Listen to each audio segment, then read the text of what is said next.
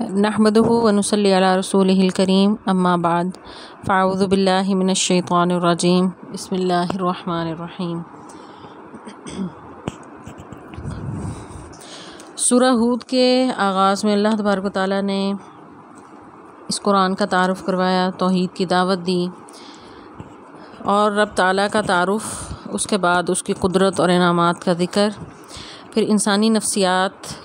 جو ہے یعنی کہ نعمت ملنے پر وہ کس طرح خوش ہو جاتا ہے اور چھن جانے پر مایوس ہو جاتا ہے۔ اس کے بعد اللہ تبارک و تعالیٰ نے دو متضاد رویے اہل ایمان اور اہل کفر کا کردار بیان کرنے کے بعد جو ہے اس قرآن کے ذریعے چیلنج کیا ہے کہ قرآن جو ہے اس وقت روئے زمین پر سب سے بڑا زندہ معجزہ ہے، تو تم جو ہے اس کا انکار کر رہے ہو، تو اگر اس کو نہیں مانتے تو پھر اس جیسی کوئی 10 صورتیں بنا لو۔ یہ وہ دور تھا کہ جب قریش مکہ نے رسول اللہ صلی اللہ علیہ وسلم کو سخت اذیتیں اور تکلیفیں دی ہوئی تھیں، بہت زیادہ ستا رہے تھے اور آپ کو اور آپ کے اصحاب کو شدید تکلیف سے دوچار کیا ہوا تھا۔ تو اللہ تبارک و تعالیٰ نے انہیں جو ہے وہ ایک دفعہ پھر دعوت کا جو ہے وہ پیغام دیا اور انہیں عذاب الہی سے ڈرایا۔ پھر اس میں رسول اللہ صلی اللہ علیہ وسلم بھی اس صورتحال میں انتہائی پریشان تھے کہ جب انہیں قرآن کی کوئی صورتیں سناتے تو ان کا جو ہے وہ منظر کشی اللہ تبارک و تعالیٰ نے جو ہے وہ کی ہے اس سورہ میں ہی کہ وہ اپنے سینوں کو دوہرا کر لیتے ہیں، چہرے چھپا لیتے ہیں، یعنی انتہائی نفرت کا اظہار اور پھر تمسخر اڑانا۔ تو اس سب کے بعد رسول اللہ صلی اللہ علیہ وسلم سے اللہ تبارک و تعالیٰ نے فرمایا کہ کہیں ایسا نہ ہو کہ آپ ان کے ڈر سے جو ہے وہ کچھ بیان کرنے سے ہچکچائیں، تو ایسا نہیں کرنا۔ اس کے بعد یہ تمام صورتحال کو مد نظر رکھتے ہوئے اللہ تبارک و تعالیٰ نے اپنے نبی کی تسلی کے لیے سابقہ اقوام کے کچھ احوال اس سورہ میں بیان کیے ہیں کہ اے نبی صلی اللہ علیہ وسلم، آپ چونکہ پریشان ہو رہے ہیں اپنی قوم کا یہ حال دیکھ کر کہ کس طرح وہ اذیت دے رہے ہیں اور انکار پہ انکار کیے جا رہے ہیں، تو آپ سے پہلے بھی انبیاء آئے اور اللہ کا پیغام جو ہے انہوں نے اسی طرح ہی لوگوں تک پہنچایا، لیکن لوگوں نے کیا کیا کہ اکثریت نے ان کا انکار کیا، ان کا تمسخر اڑایا، مذاق اڑایا، بات نہیں مانی، اور انبیاء اسی طرح جو ہے انہیں اذیتیں اور تکلیفیں دی گئیں۔ تو نبی اکرم صلی اللہ علیہ وسلم کو تسلی دینے کے لیے اس سورہ میں آگے مختلف انبیاء کے جو ہیں وہ واقعات اور احوال اللہ تبارک و تعالیٰ نے بیان کیے ہیں، اور ان انبیاء کے احوال بیان کرنے کے ساتھ ساتھ ان کے ساتھ جو قوموں کا رویہ تھا وہ بیان کرتے ہوئے آپ کو آگاہ کرنا تھا، آپ کو بتانا تھا کہ آپ کے ساتھ بھی اگر یہ قوم کر رہی ہے تو یہ سلسلہ جو ہے یہ شروع سے ہوتا رہا ہے۔ تو اس سلسلے کی جو کڑی ہے، سب سے پہلے جو واقعہ بیان کیا وہ اللہ تبارک و تعالیٰ نے حضرت نوح علیہ السلام کا کیا۔ نوح علیہ السلام جو ہیں، آدم علیہ السلام سب سے پہلے انسان بھی ہیں اور سب سے پہلے نبی بھی ہیں، اور انسانیت کی طرف سب سے پہلے جو رسول بھیجے گئے وہ نوح علیہ السلام ہیں۔ یہ قریباً ان کا زمانہ جو ہے حضرت آدم علیہ السلام سے 1200 سال بعد کا بنتا ہے۔ تو نوح علیہ السلام کو جس قوم کی طرف بھیجا گیا وہ قوم شرک کرتی تھی، اور آدم کی اولاد میں سے سب سے پہلے شرک کا ارتکاب کرنے والی قوم بھی قوم نوح ہی تھی۔ انہوں نے مختلف اپنے جو متبرک لوگ تھے اور بڑے معزز لوگ تھے، نیک لوگ تھے، ان کے دنیا سے چلے جانے کے بعد جو ہے شیطان نے ان کو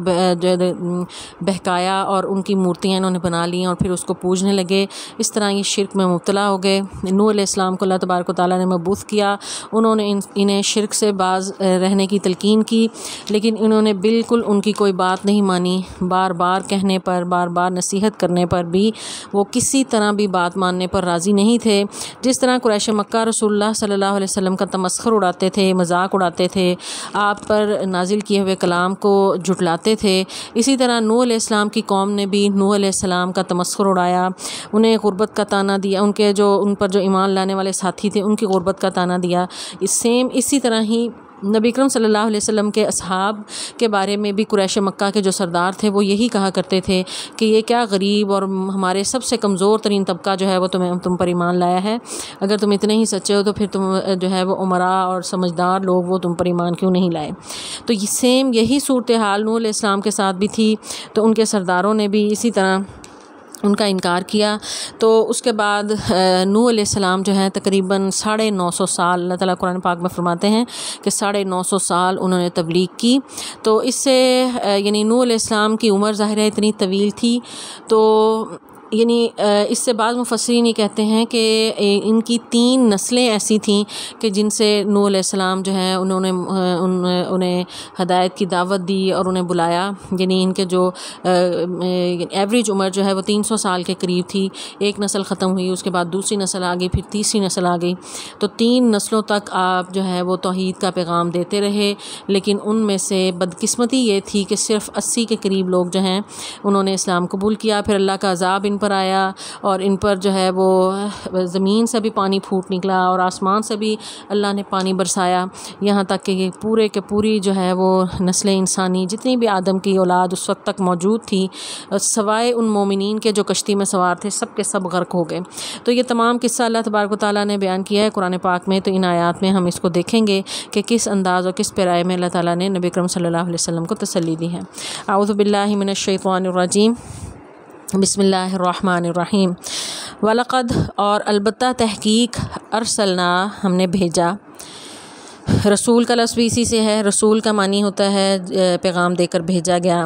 یا پیغمبر جو ہے ہم اس کا ترجمہ کرتے ہیں. ارسلنا ہم نے بھیجا نوح کو الہ کی طرف قومہ اس کی قوم. انی بے شک میں لکم تمہارے لیے نذیر ڈرانے والا ہوں مبین واضح. یعنی نبی نے اپنی قوم کو اللہ کی طرف سے دعوت کا آغاز اس طرح کیا کہ میں اللہ کی طرف تمہاری طرف بھیجا گیا ہوں، میں خود سے کوئی نہیں آیا. اللہ تعالیٰ نے مجھے مبعوث کیا ہے کہ میں تمہیں اس کے دین کی دعوت دوں اور اس کے عذاب سے ڈراؤں، کیونکہ تم جن برے کاموں میں ملوث ہو ان کاموں سے باز آ جاؤ. اگر باز نہ آئے تو تمہارا انجام اچھا نہیں ہوگا. اب وہ دعوت کا مشترکہ نقطہ کیا؟ انبیاء کی دعوت کا مشترکہ نقطہ جو ہے وہ توحید ہے. رسول اللہ صلی اللہ علیہ وسلم نے بھی توحید کی ہی دعوت دی تھی، جس پر کفار مکہ جو ہے اتنے سیخ پا تھے اور وہ ناراض ہو گئے. آدم علیہ السلام سے لے کر رسول اللہ صلی اللہ علیہ وسلم تک تمام انبیاء کی دعوت کا ایک ہی مشترک نقطہ ہے اور وہ توحید ہے. تو نوح علیہ السلام کی دعوت بھی ہم پڑھیں گے، دیکھیں کہ اللہ تعبدوا الا اللہ، کہ تم نہ عبادت کرو مگر ایک ہی اللہ کی. انی اخاف میں ڈرتا ہوں، اخاف خوف سے ہے، انی بے شک میں، یا جو ہے وہ میں کے معنوں میں آتا ہے، اخاف خوف سے ہے، میں خوف رکھتا ہوں، میں ڈرتا ہوں، مجھے اندیشہ ہے، علیکم تم پر، عذاب یومن اس دن کے علیم جو دردناک ہے، کہ میں اس دردناک عذاب کے دن سے میں ڈرتا ہوں کہ کہیں تم اس عذاب میں نہ پڑ جاؤ اور تمہارے اوپر جو ہے وہ مصیبتیں اور مشکلات نہ آ جائیں. تو اس سے پہلے اللہ کو ایک رب مان لو اور یہ جو شرک کے کام میں ملوث ہو چکے ہو، یہ شرک کا جو ارتکاب کر رہے ہو، اس سے تم باز آ جاؤ. اب توحید کی دعوت پر آگے رد عمل کیا تھا؟ فقالا تو کہا الملا سرداروں نے، الذین وہ کفروا جنہوں نے کفر کیا، من قومہ اس کی قوم میں سے، ما نراکا نہیں ہم دیکھتے تجھے، الا مگر بشرن ایک انسان، مثلنا ہمارے ہی جیسا، وما نراکا اور نہیں ہم دیکھتے تجھے، تباکا کہ تیری پیروی کی ہو کسی نے، الا مگر الذین وہ لوگ، ہم وہ، اراذلنا ہمارے رذیل ترین، رذیل کہتے ہیں کم ترین، اراذلنا رے ذال لام اس کا روٹ ورڈ ہے. رذیل یعنی کم تر، یعنی بالکل کمزور ترین طبقہ جو ہے وہی تم پر ایمان لایا ہے. بادی الرأی ظاہری رائے سے، یعنی نہ کوئی، یعنی وہ ہمارے ہاں ان کی کوئی عزت نہیں ہے، نہ ہم ان کی کوئی بات سنتے ہیں، بالکل معمولی قسم کے لوگ ہیں جو تم پر ایمان لائے ہیں بقول ان کے. وما نرا اور نہیں ہم دیکھتے، لکم تمہارے لیے، علینا اپنے آپ پر، من فضل کوئی فضیلت، بلکہ نظنکم ہم گمان کرتے ہیں تمہیں، ظن سے ہے یہ، نون جو ہے وہ ہم کے معنوں میں ہے، ظن ضاد اور نون جو ہے درمیان میں یہ گمان کے معنوں میں ہے، کم تمہیں، کاذبین جھوٹا، بلکہ ہم تو تمہیں جھوٹا ہی گمان کرتے ہیں. اب دیکھیں پیغمبر کی دعوت کیا تھی. کوئی انہوں نے اجر، یعنی اجر کا معنی ہوتا ہے معاوضہ، کوئی معاوضہ کا مطالبہ نہیں کیا، کوئی دنیا کی جو ہے عیش و آرام کا مطالبہ نہیں کیا، صرف اور صرف انہیں ایک رب کی طرف بلایا، توحید کی دعوت دی کہ اللہ تعبدوا الا اللہ، کہ اللہ کے علاوہ کسی کو مت پکارو. رسول اللہ صلی اللہ علیہ وسلم کی بھی یہی دعوت تھی. ایک دفعہ رسول اللہ صلی اللہ علیہ وسلم خانہ کعبہ میں جو ہے وہ نماز پڑھ رہے تھے اور وہاں پر مشرکین مکہ نے حملہ کر دیا، اور حضرت ابوبکر صدیق جو ہیں انہوں نے بھی یہی فرمایا کہ تمہاری ان سے مخالفت کیا ہے، سوائے اس کے کہ وہ شخص تمہیں کہتا ہے کہ ایک رب کی طرف آ جاؤ، تو صرف اس کلمے پہ تم اس پر اتنی زیادہ جو ہے وہ اس کی مخالفت اور دشمنی کر رہے ہو۔ تو اللہ تعالیٰ جو ہے نبی اکرم صلی اللہ علیہ وسلم کو نوح علیہ السلام کا یہ قصہ بیان کر کے بتا رہے ہیں کہ اے نبی صلی اللہ علیہ وسلم آپ اس میں تنہا نہیں ہیں، اس مشن میں آپ سے پہلے انبیاء بھی آئے، اور نوح علیہ السلام کا تو ذرا قصہ پڑھ کے دیکھیں کہ انہوں نے بھی کیا صرف یہی ایک کلمہ توحید کی ہی دعوت دی تھی، تو اس پر ان کے جو سردار تھے انہوں نے ان کا انکار کیا، جھٹلایا اور اس پر اعتراضات کیے، اور وہ اعتراضات جو اللہ تعالیٰ نے اس آیت میں نقل کیے ہیں وہ 2 اعتراضات کیے ہیں۔ پہلا اعتراض یہ کہ انہوں نے کہا کہ تو ہمارے جیسا ہی انسان ہے، یعنی یہ مشرکین کی مت ماری ہوئی ہوتی ہے کہ وہ جو ہے یعنی انہیں سمجھ نہیں آتی اس بات کی کہ ایک رسول یا نبی جو ہے وہ انسانوں میں سے ہی ہو سکتا ہے۔ یہی اعتراض جو ہے قریش مکہ کو بھی تھا سیم، انہوں نے بھی یہی کہا کہ مالی حاضر رسول، یہ کیسا رسول ہے یاکل الطعام، جو کھانا بھی کھاتا ہے ہماری طرح، یمشی فی الاسواق، بازاروں میں بھی پھرتا ہے ہماری طرح۔ یعنی ان کو بھی ان کی جو موٹی عقل تھی اس میں بھی یہی بات نہیں پڑی تھی کہ ایک بشر جو ہے وہ کیسے انسان ہو سکتا ہے۔ اب اپنی طرف سے تو یعنی بڑے اپنے آپ کو ملا یعنی سردار سمجھتے تھے اور بہت بڑا سمجھتے تھے۔ ملا کا لفظ جو ہے ایک جماعت کے لیے بھی بولا جاتا ہے اور سردار اور ذمہ داروں کے لیے بھی بولا جاتا ہے، یعنی کسی بھی جماعت میں جس طرح ایک ملاؤ کا لفظ جو ہے وہ استعمال کیا جاتا ہے، تو یعنی ذمہ داران اور ان کے جو سرداران ہیں سب سے زیادہ اکڑ اور تکبر انہیں میں ہی ہوتی ہے، کیونکہ انہیں اپنی سرداری کا اصل میں خوف ہوتا ہے، اور اس کی وجہ سے سب سے پہلے اعتراضات جو ہیں یہی لوگ کرتے ہیں۔ تو اپنے فخر اور تکبر اور غرور کی وجہ سے انہوں نے انکار کیا۔ انہوں نے کہا کہ ہم تو نہیں دیکھ رہے، تم تو ہمارے ہی جیسے ایک عام سے انسان ہو، ہماری طرح ہی کھاتے پیتے ہو، ہماری طرح کے آدمی ہو، سوتے ہو جاگتے ہو، تو پھر یہ ایک عجیب سی تم جو دعویٰ کر رہے ہو رسول اور پیغمبر ہونے کا، تو وہ تو کوئی فرشتہ ہونا چاہیے جو بالکل سارے انسانوں سے بڑا ایک ممتاز سا ہو، اور جو ہے ہم اس کو پھر تسلیم کریں۔ اب اس کا جو ہے اگر یہ بشر ہی ہوتا، اس کا جواب آگے اللہ تعالیٰ نے ان کے اعتراض کا دیا تھا۔ تو ایک اعتراض جو ہے یہ آپ ذہن میں رکھیں کہ پہلا اعتراض انہوں نے یہی کیا تھا کہ آپ تو بشر ہیں، آپ یعنی انسان ہیں، مٹی سے بنے ہوئے آدم کی اولاد میں سے ہیں، تو آپ کو ہم کیسے نبی مان لیں۔ پھر دوسرا یہ مثلنا، یعنی ہمارے ہی جیسے، یعنی ہماری طرح آپ کا چہرہ، جسم، ناک، چلنا پھرنا، کھانا پینا، عادات، سونا جاگنا، سب کچھ ہمارے جیسا ہے۔ وما نراک، اور نہیں ہم دیکھ رہے کہ تیرے پیروکار بھی بڑے ہی کم تر لوگ ہیں ہمارے میں سے جو بالکل عام سطحی سی رائے رکھنے والے ہیں، اور ہمیں تو کوئی ایسی کوئی فضیلت نظر نہیں آ رہی، یعنی کوئی خاص بات جو اٹریکٹیو ہمیں لگے کہ ہم سمجھیں ہاں یہ تو کوئی خاص ہی چیز ہے اور ہم اس پر جو ہے وہ ایمان لے آئیں، تو ایسی ہمیں کچھ نظر نہیں آ رہا۔ بل نظنکم کاذبین، ہمیں تو تم بالکل جھوٹے ہی لگ رہے ہو، نعوذ باللہ۔ اب اللہ تعالیٰ نے نوح علیہ السلام سے کہا کہ آپ انہیں جواب دیں، کیونکہ پیغمبر تو اپنی طرف سے کچھ نہیں کہتے۔ تو قالا، تو کہا، یا قوم، یہ میری قوم، ارائیتم، کیا تم نے دیکھا، رآ کا معنی نہیں دیکھنے کا ہے، آ کا لفظ ہے کیا رأیتم، تم نے دیکھا، ان کنتا، اگر میں ہوں، علی بینۃ، واضح دلیل، من ربی، اپنی رب کی طرف سے، وآتانی، اور دی ہو اس نے مجھے، رحمت من عندہ، اپنے پاس سے، فامیت، تو پھر وہ چھپائی گئی ہو، علیکم، تم پر، انلزمکموہا، کیا ہم لازم کر سکتے ہیں تم پر اسے،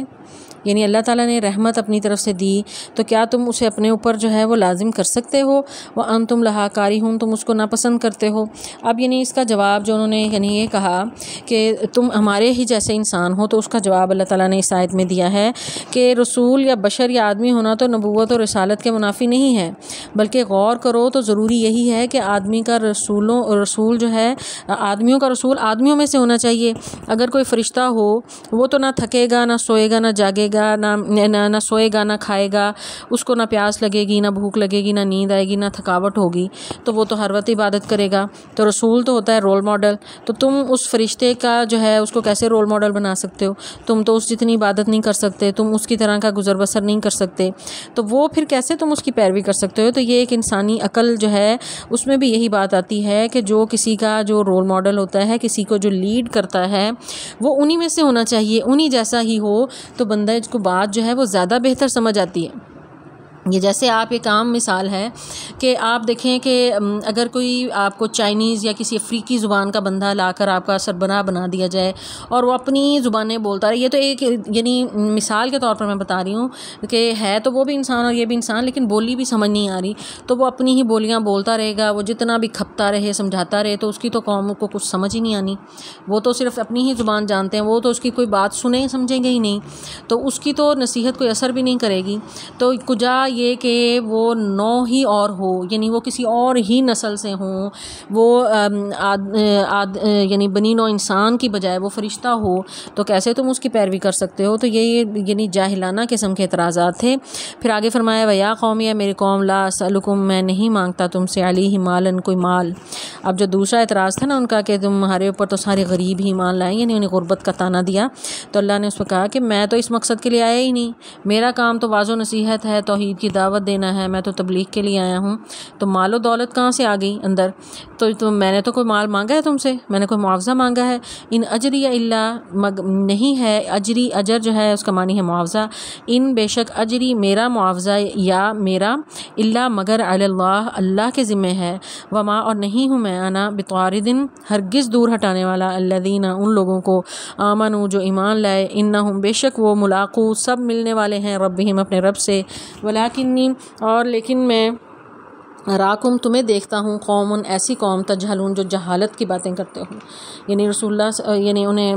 نوح علیہ السلام نے یہ انہیں جواب دیا تھا کہ تم نے مجھے میرے پیروکاروں کی غربت کا طعنہ دیا ہے، تو یہ تمہاری بالکل جہالت کا اعتراض ہے کہ میری تبلیغ کا تعلق تو امیری اور غریبی سے ہے ہی نہیں، میں امیر اور غریب سب کے لیے یکساں نبی بنا کر بھیجا گیا ہوں، میں نے کوئی تم سے پیسہ مانگا ہے؟ یعنی تم اگر مالدار ہو تو اپنے گھر میں رہو، تم سے کسی نے مال کا مطالبہ کیا ہو تو پھر تم یہ اعتراض کرو کہ جی ہمیں کیوں یہ کہا گیا یا ہم سے کیوں مطالبہ کیا گیا، تو امیری اور غریبی کا تو مطالبہ ہی نہیں ہے، اس لیے جو ہے تم توحید کی دعوت کی طرف آ جاؤ۔ تو میں جو ہے اگر یہ تم یہ سمجھو کہ میں تمہاری وجہ سے اپنے ان جو پیروکار ہیں اگرچہ وہ دنیاوی لحاظ سے مالدار نہیں ہیں تو میں ان کو چھوڑ دوں گا، تو ایسا ممکن نہیں ہے۔ رسول اللہ صلی اللہ علیہ وسلم پر بھی سیم اسی طرح ہی اعتراض کیا گیا تھا۔ مشرکین مکہ جو ہے تکبر میں یہ کہنے لگے کہ ہمیں آپ کے، تو ہم جب آتے ہیں آپ سے ملاقات کرنی ہے، کوئی بات یا کوئی ہم اگر جو کہ ڈیلیگیشن آتا ہے کوئی ڈسکشن کرنے یا کوئی بات کرنے کے لیے، تو آپ کے تو ارد گرد ہر وقت جھمگٹا ان غریب صحابہ کا لگا ہوتا ہے، تو ہماری تو انسلٹ ہے اس میں کہ ہم آپ کے ساتھ آ کے بیٹھ کے کوئی بات بھی کریں۔ تو اس طرح کا اعتراض یعنی قریش مکہ کی طرف سے بھی ہوا تھا، تو رسول اللہ صلی اللہ علیہ وسلم کو بتایا جا رہا ہے کہ یہ اس سے پہلے نوح علیہ السلام کی قوم نے بھی سیم یہی کیا تھا۔ وَيَا قَوْمِ، ہے میری قوم، یعنی وہ خطاب نوح علیہ السلام کا جاری ہے، اے میری قوم، مَن يَنصُرُنِي، کون میری مدد کرے گا، من اللہ، اللہ سے مراد یعنی اللہ کے عذاب کے مقابلے میں میری کون مدد کرے گا، ان طردتہم، کہ میں دور ہٹا دوں انہیں، افلا تذکرون، کیا نہیں تم سب نصیحت حاصل کرتے؟ یعنی اگر میں جنہیں تم رذیل کہہ رہے ہو، کمتر کہہ رہے ہو، تو وہ تو اللہ کے اتنے پسندیدہ لوگ ہیں، تو انہیں میں تمہارے کہنے پہ اپنے سے ہٹا دوں، دور کر دوں، تو قیامت کے دن میری نجات کیسے ممکن ہے؟ کہ اللہ تعالیٰ مجھ سے نہیں کہیں گے کہ جو اتنے پیارے لوگ تھے اور جو تیری بات مانتے تھے انہیں دور جو ہے وہ ہٹا دیا اور ان عمراء کو اپنے پاس بٹھایا؟ تو ایسا ممکن ہی نہیں ہے، یہ تمہاری سوچ ہے۔ تو یہ غرباء فقراء کو رذیل سمجھنا جو ہے یہ اصل میں ان کی جہالت تھی۔ اور اس کے بارے میں مفسرین کچھ جو ہے وہ اہل علم کے اقوال ہیں۔ امام سفیان ثوری سے کسی نے پوچھا کہ رذیل شخص کون ہوتا ہے، تو انہوں نے فرمایا کہ وہ لوگ جو بادشاہوں اور افسروں کی خوشامد میں لگے رہتے ہیں، یعنی دنیاوی مقاصد کے حصول کے لیے اپنی تگ و دو کرتے رہتے ہیں، بڑے سے بڑا عہدہ مل جائے، بڑی عزت مل جائے، ساتھ ساتھ لگے رہتے ہیں، یہ جو چمچا قسم کے لوگ، چمچا گیر لوگ ہیں۔ ابن العربی سے کسی نے پوچھا کہ کمینہ شخص کون ہے، انہوں نے کہا جو اپنا دین بیچ کر دنیا کمائے، یعنی اس کو دین کی پرواہ نہ ہو، دنیا کا مفاد جہاں ہو وہ وہیں پر ہی اپنا سب کچھ لگا دے۔ پھر امام مالک سے کسی نے پوچھا کہ کمینہ شخص کون ہے، تو انہوں نے کہا کہ جو صحابہ کو برا کہے، کیونکہ پوری امت کے سب سے بڑے محسن جو ہیں وہ صحابہ ہیں، جن کے ذریعے دولت ایمان اور شریعت ان کو پہنچی، تو جو ان کو گالی دے گا، یعنی اس سے بڑا احسان کسی کا کیا ہو سکتا ہے کہ انہوں نے آپ کو ہدایت دی، ہدایت کا راستہ دکھایا، انہوں نے عمل کر کے دکھایا اس شریعت پر، اس قرآن پر، تو آپ انہی کے ہی جو ہے وہ نہ شکرے ہو جائیں اور ان کی بات نہ مانیں، ان کی سنت پر نہ چلیں، کیونکہ رسول اللہ صلی اللہ علیہ وسلم نے فرمایا کہ علیکم بسنتی و سنت اصحاب بالمہدیین، کہ تم پر میری اور میرے صحابہ جو مہدیین ہیں ان کی سنت پر عمل کرنا ضروری ہے۔ تو یہ مختلف اہل علم نے اپنے اپنے حساب سے جو ہے اس کی تفسیر کی یا اس کی وضاحت کی۔ نوح علیہ السلام کا خطبہ جاری ہے اور وہ کہہ رہے ہیں ولا اقول میں نہیں کہتا لکم تمہیں عندی میرے پاس خزائن اللہ کہ اللہ کے خزانے ہیں. یہ نہیں کہ میں کوئی سونے کے پہاڑ لے کے ساتھ چل رہا ہوں یا پھر میرے پاس جو ہے وہ کوئی زمین کے نیچے دبے ہوئے خزانے ہیں یا بڑے بڑے محلات ہیں یا میں نے زیورات پہنے ہوئے. میں نے تو ایسا کوئی دعویٰ ہی نہیں کیا. میرے پاس تو سب سے قیمتی دولت ایمان کی دولت ہے, میں بس وہی لے کر آیا ہوں. توحید کی دعوت سے بڑی دعوت کوئی نہیں, اس سے بڑا جو ہے وہ خزانہ کوئی نہیں. میں نے تو یعنی اس خزانے کے علاوہ دنیا کا جو عارضی دنیا تو ہے ہی بس چند دن روزہ, تو اس کا تو میں نے دعویٰ ہی نہیں کیا. ولا عالم الغیب, نہ میں نے یہ کہا کہ میں غیب کا علم رکھتا ہوں. ولا اقول, نہ میں نے یہ کہا انی ملک میں فرشتہ ہوں. ولا اقول, نہ میں کہتا ہوں للذین, ان لوگوں کے بارے میں تزدری کہ حقیر سمجھتی ہیں اعینکم تمہاری آنکھیں, لن یؤتیہم کہ ہرگز نہیں دے گا انہیں اللہ جو ہے خیرن کوئی بھلائی. اللہ عالم, اللہ خوب جانتا ہے بما فی نفوسکم جو تمہارے دلوں میں ہے. انی بے شک میں اذن اگر میں ایسا کروں لمن الظالمین میں ظالموں میں سے ہو جاؤں. اب وہ جتنے بھی تمام اعتراضات ہیں ان تمام اعتراضات کا پہلے تو جواب دیا ہی ہے, لیکن اس آیت میں اللہ تبارک و تعالیٰ نے اکٹھا ہی ایک ہی آیت میں نوح علیہ السلام کی زبانی جو ہے وہ جواب دلوایا ہے. کہ سب سے پہلا جواب یہ کہا کہ لا اقول لکم عندی خزائن اللہ, میں یہ نہیں تم سے کہتا کہ میرے پاس کوئی خزانے ہیں. تو یعنی ان کے خیال کی تردید ہے کہ کوئی رسول, یعنی ان کے ذہنوں میں ایسا تھا کہ کوئی ایسا رسول ہو کہ بڑے خزانے ہوں اور وہ بہت جو ہے وہ دنیا کا مال و دولت لے کر وہ چلے. تو یہ رسول تو اس مقصد کے لیے دنیا میں آتے ہی نہیں ہیں, وہ تو صرف توحید کی نعمت بانٹنے آتے ہیں, توحید کا خزانہ لٹانے آتے ہیں, اس کے علاوہ ان کے ہاتھ میں کچھ نہیں ہوتا. دوسرا ان کا اعتراض جو ہے وہ یہی تھا, وہ یعنی ان کے دماغ میں جو کنسیپٹ تھا ایک پیغمبر یا رسول کے بارے میں, وہ یہ تھا کہ کوئی ایسی معکوف الفطرت جو ہے وہ مخلوق ہوگی جسے ہر بات کی خبر ہوگی, غیب کی خبر ہوگی, ہم اس سے مستقبل کا حال پوچھ سکیں گے, ماضی کی خبریں جان سکیں گے, کوئی ایسی مخلوق کوئی ہوگی. تو اس کا بھی رد کیا جا رہا ہے, کہا جا رہا ہے کہ تم نے جو پیغمبروں کے بارے میں اس طرح کا کوئی خیال سمجھا ہوا ہے کہ اس کے پاس کوئی غیب کی خبر ہوگی, تو یہ بھی ایسا کچھ نہیں. میں نے تو ایسا کوئی دعویٰ ہی نہیں کیا کہ میرے پاس کوئی غیب کی خبریں ہیں. تو اس سے یہ پتہ چلتا ہے کہ نبوت اور رسالت ایک الگ منصب ہے. غیب کی خبریں صرف اللہ کے پاس ہیں, وہ اللہ تعالیٰ اپنے پیغمبروں کو بھی عطا نہیں کرتے, ان کے پاس بھی صرف اتنی ہی خبر ہوتی ہے جو اللہ تعالیٰ انہیں عطا کرتے ہیں. تو عالم الغیب جو ہے وہ صرف اور صرف اللہ کی ذات ہے, اس کے علاوہ کوئی نہیں. پھر جو ہے یعنی وہ جو انہوں نے کہا کہ وہ یہ کیا بشر میں سے پیغمبر آ گیا, یعنی انسانوں میں سے. تو انہوں نے کہا میں نے تو یہ کہا ہی نہیں تھا کہ میں فرشتہ ہوں. میں نے کب کہا, میں تو خود کہتا ہوں میں بشر ہوں, میں انسان ہوں, میں تمہارے میں سے ہوں.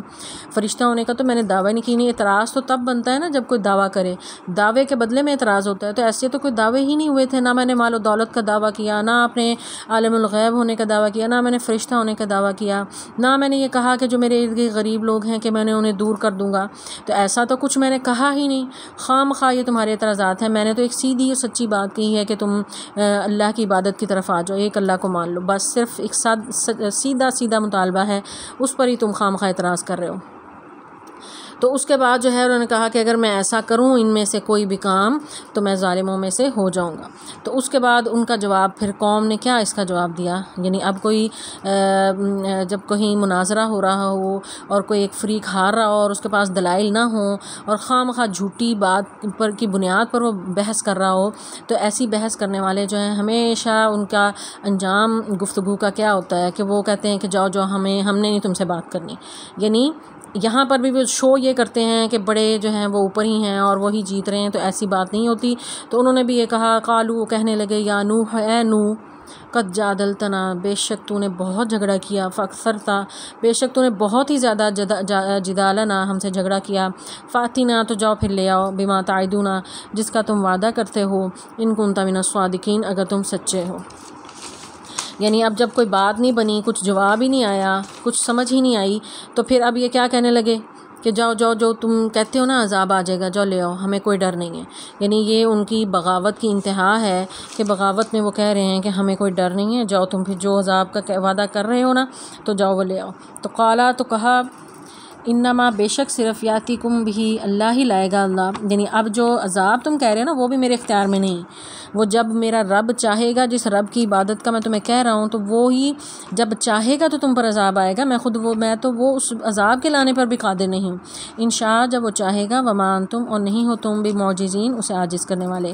ولا ینفعکم اور نہیں نفع دے گی تمہیں, نصحی میری نصیحت, ان اردت میں چاہوں, ان انصحا کہ نصیحت کروں تمہیں, لکم لکم تم کو، ان کان اللہ کہ اگر ہو اللہ یرید چاہتا، این یغویکم کہ وہ گمراہ کرے تمہیں، ہوا ربکم وہ تمہارا بھی رب ہے، وإلیہ ترجعون اور تم سب لوٹائے جاؤ گے اسی کی طرف ہی۔ بہت ہی اہم نقطہ اس آیت میں اللہ تعالیٰ بتا رہے ہیں کہ ہدایت جو ہے وہ پیغمبر کے ہاتھ میں بھی نہیں ہوتی۔ ایک اور جگہ اللہ تعالیٰ فرماتے ہیں نبی اکرم صلی اللہ علیہ وسلم کے بارے میں کہ ان اللہ یعنی یہ لوگ ہدایت نہیں پائیں گے، اگر آپ چاہیں تو یہ ہدایت نہیں پائیں گے، جب ہدایت انہیں تب ملے گی جب اللہ چاہے گا۔ یعنی ہدایت جو ہے پیغمبروں کے اختیار میں بھی نہیں ہوتی۔ تو یہی وہ نوح علیہ السلام بھی انہیں کہہ رہے ہیں کہ میری نصیحت تو نفع نہیں دے گی، اگر میں چاہوں میں نصیحت کروں اور میں چاہوں کہ تم ہدایت پا جاؤ تو ایسا ممکن نہیں ہے۔ اللہ نے ہی تمہارے دلوں پر مہر لگا دی، اور جو ہے وہ تمہاری بغاوت کی وجہ سے، تمہاری سرکشی کی وجہ سے تمہارے سینوں پر جو ہے وہ تالے پڑ چکے ہیں، مہر لگ چکی ہے۔ اب حق بات جو ہے وہ ہرگز تمہارے قبول نہیں ہوگی۔ اور ہاں یہ یاد رکھنا کہ لوٹنا تم نے اسی کی طرف ہی ہے، جس کو جھٹلا رہے ہو، جس کی نافرمانی کر رہے ہو تو لوٹنا اسی کی طرف ہے۔ تو یہ میری نصیحت تمہیں کوئی فائدہ نہیں دے رہی، تم اس کو ایک کان سے سنتے دوسرے سے نکال دیتے ہو۔ پھر فرمایا کہ ام یقولون کیا وہ سب کہتے ہیں افطرا اس نے گھڑ لیا، قل کہہ دیں ان افتریتہ کہ اگر میں نے گھڑا ہے اسے فعلیہ تو مجھ ہی پر ہے اجرامی میرا جرم، وانا اور میں بری ہوں مما اس سے تجرمون جو تم جرم کرتے ہو۔ یعنی آخری بات پیغمبر کی یہی ہوتی ہے، جیسے نبی اکرم صلی اللہ علیہ وسلم نے کہا تھا کہ میں تمہاری ان معبودوں کی عبادت نہیں کروں گا جن کی تم کرتے ہو، سورۃ الکافرون میں طرف فرماتے ہیں، اور نہ تم میرے معبود کی عبادت کرنے پر تیار ہو رہے ہو کہ لکم دینکم ولی دین، تمہارے لیے تمہارا دین مبارک اور میرے لیے میں۔ یعنی جب ہر طرح کے حربیں ناکام ہو جائیں، ہر طرح کی کوشش جو ہے وہ رائے گاں چلی جائے اور کوئی اس کا اثر نہ ہو، اس کا کوئی بھی پھل نہ مل رہا ہو، تو آخر پھر بحث کرنے کے بعد جو ہے جو ایک ناصح ہوتا ہے اس کے آخری جملہ یہی ہوتا ہے کہ اب جو ہے میں تو ہر طرح کا حربہ استعمال کر چکا، کچھ بھی فائدہ نظر نہیں آ رہا، تو تمہارے لیے تمہارا دین، میرے لیے میرا دین۔ یعنی نوح علیہ السلام نے انہیں کہا کہ تمہارا جرم تم پر ہے، یعنی اس کی سزا تم کاٹو گے، اور اگر میں نے کوئی جرم کیا ہے تو جو ہے میں اللہ کے ہاں پاؤں گا۔ تو پیغمبر تو ظاہر ہے وہ ہدایت کا پیغام لے کے روانہ، بری ہوں مما تو میں اس سے بری ہوں جو تم جرم کر رہے ہو، تو میں اپنے دین پر چلتا رہوں گا، تم جرم کرتے رہو، تم پیغمبر کو جھٹلاتے رہو، تم اللہ کی نافرمانی کرتے رہو، تو تمہارے جرم جو ہے وہ اس پر فرد جرم تم پر عائد ہوگی، اور قیامت کے دن تم عذاب جھیلو گے اور اللہ کی طرف سے تم سزا کے مستحق ٹھہرو گے۔ یہاں جو ہے یہاں تک نوح علیہ السلام کا ان سرداروں کے ساتھ مکالمہ ختم ہوا۔ تو آگے جو ہے اب یعنی فرد جرم عائد ہو گئی، بری ہو گئے، اور انہوں نے بتا دیا انہیں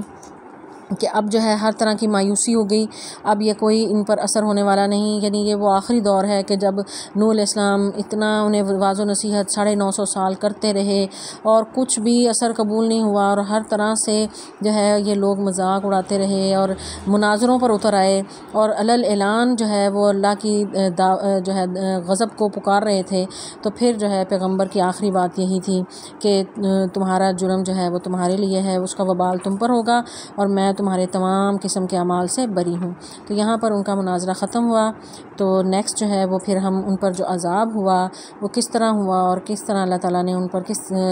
کون سا عذاب ان پر نازل کیا تھا، اگلی آیات میں ہم وہ مزید تفصیل دیکھیں گے۔ السلام علیکم ورحمۃ اللہ وبرکاتہ۔